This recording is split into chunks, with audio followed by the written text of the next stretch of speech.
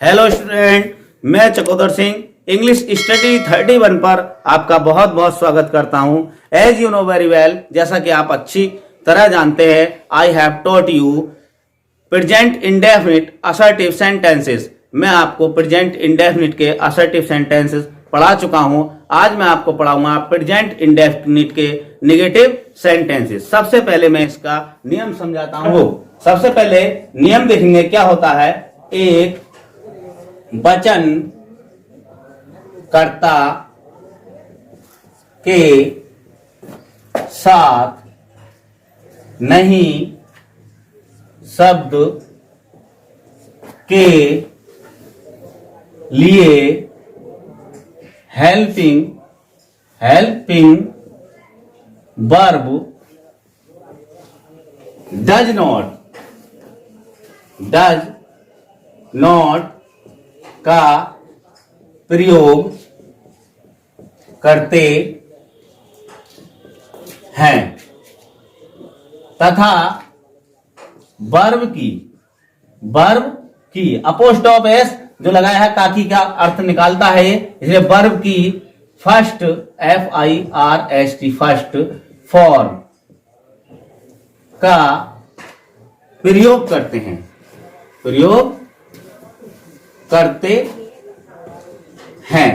लेकिन स्टूडेंटों ध्यान रहे, लिखते चलेंगे साथ साथ इधर भी ध्यान दें।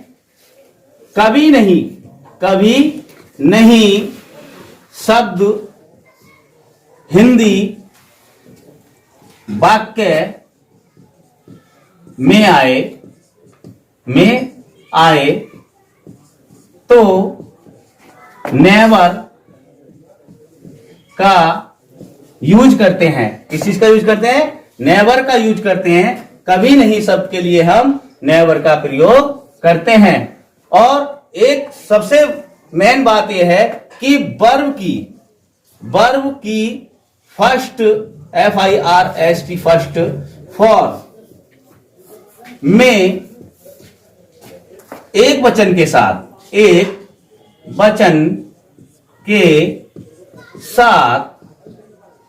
एस या ES का प्रयोग होता है। क्या होता है? कभी नहीं शब्द के साथ क्या होता है कि वर्ब की फर्स्ट फॉर्म में एस या ES का प्रयोग करते हैं। अब हम सबसे पहले देखेंगे इसका मेकिंग रूल क्या है, बनाने का नियम क्या है। What is the making rule of negative sentences. सबसे पहले हम सब्जेक्ट लिखेंगे, subject plus helping verb does not या कह सकते हैं नेवर का प्रयोग करेंगे, NEVER नेवर, प्लस इसमें जोड़ेंगे वर्ब की first form.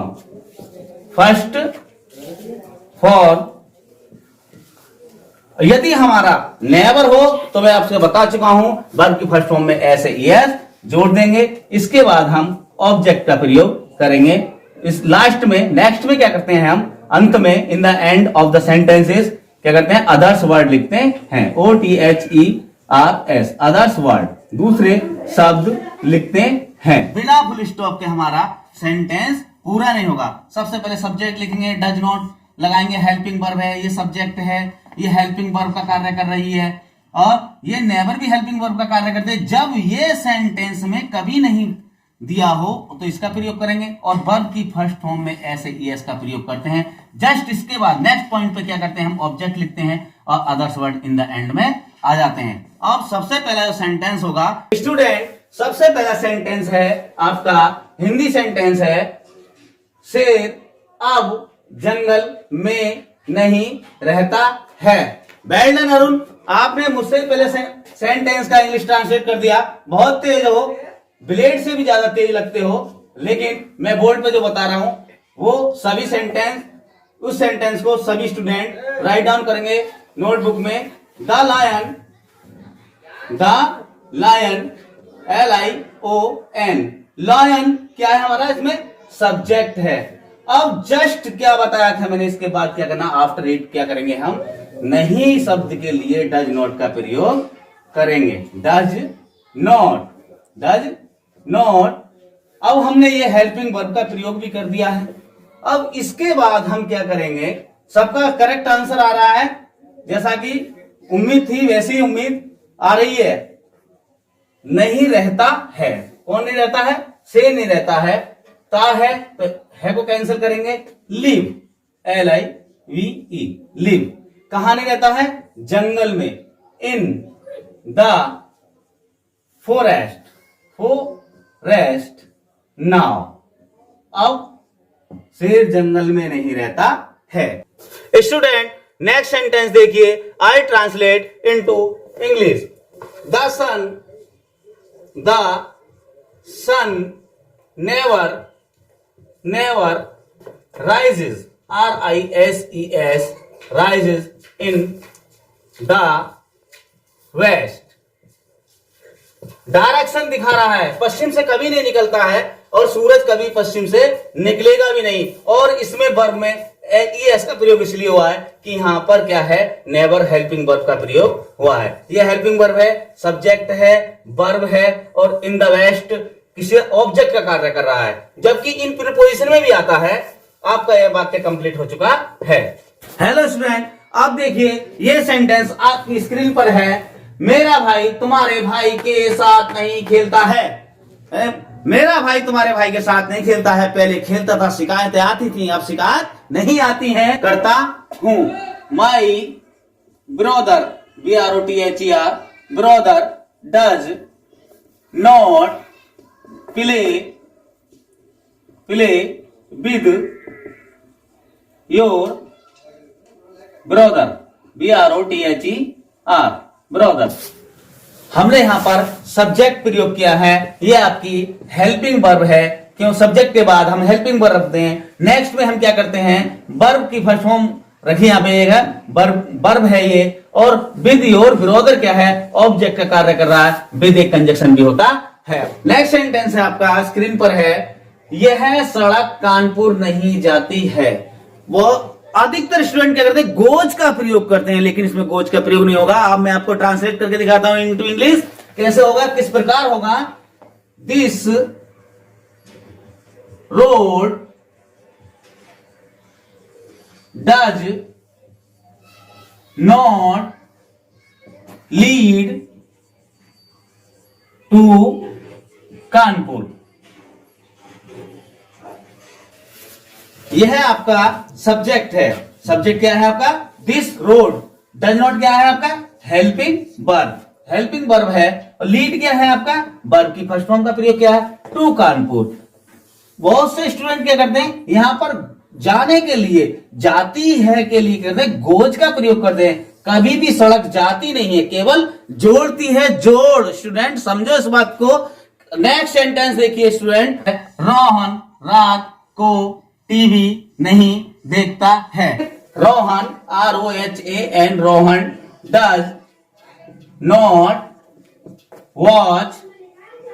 Watch TV at night, NIGHT।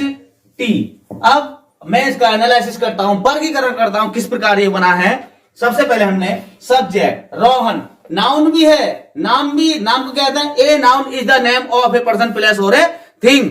ये रोहन किसी लड़के का नाम है। रोहन क्या है, सब्जेक्ट है। ये हमारी क्या है, हेल्पिंग वर्ब है। ये आपकी क्या है, वर्ब की फर्स्ट फॉर्म है। और टीवी क्या है आपका, ऑब्जेक्ट है, ऑब्जेक्ट। और एट नाइट क्या, अदर्स वर्ड का कार्य कर रहा है। और एट नाइट का ही प्रयोग करेंगे, इन नाइट का नहीं करेंगे। रात को कभी भी प्रयोग करते हैं तो एट नाइट का प्रयोग करते हैं। ये देखो सेंटेंस, मेरा पुत्र कभी झूठ नहीं बोलता है। मेरे साथ इंग्लिश स्टडी 31 पर लगे रहिए, फर्राटेदार इंग्लिश बोलोगे। माई सन नेवर टेल्स आ लाई। मेरा पुत्र कभी झूठ नहीं बोलता है। माई सन क्या है, सब्जेक्ट है। नेवर हेल्पिंग वर्ब का कार्य कर रहा। टेल्स किस चीज का प्रयोग कर रहा है, वर्ब का, वर्ब की फर्स्ट फॉर्म है। और ये इसका ऑब्जेक्ट है। सेंटेंस आपका कंप्लीट हो चुका। आई translate into English this sentence. अब मैं इस सेंटेंस को इंग्लिश में ट्रांसलेट करता हूं। Mosquito, MOSQUITO MOSQUITO, mosquito does not drink water.